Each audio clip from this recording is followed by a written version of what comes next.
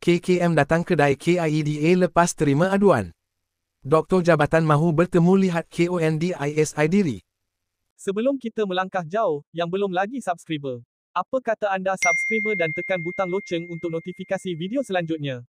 Usahawan makanan, KIEDA Krip menyatakan bahawa pihak KKM datang kedai selepas menerima aduan mengenai kebersihan premis miliknya. Sejak itulah video dia memaklumkan diri dijangkiti herpes.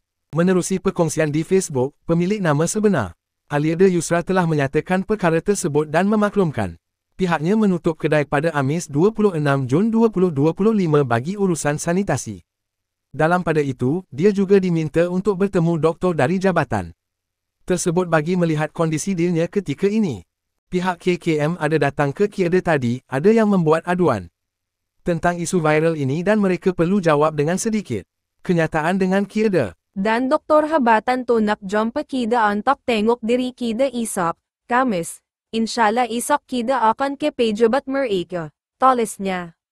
Susulan daripada itu, dia meminta orang ramai untuk bersabar dan menunggu jawapan daripada doktor dan pihak Kementerian Kesihatan Malaysia KKM. Dia juga berharap agar segala urusan dipermudah dan mengucapkan terima kasih kepada semua. InsyaAllah, kita tunggu jawapan esok biar yang pakar akan menjawab segala permasalahan ini. Semoga yang baik-baik saja. Terima kasih semua, ujarnya. Sebelum ini, KIEDA Krip telah menerima kecaman daripada netizen susulan pendedahan mengenai dirinya yang dijangkiti herpes. Guruan dia bersama suami nampaknya tidak disenangi ramai. Lebih-lebih lagi dengan keadaannya yang merupakan peniaga makanan.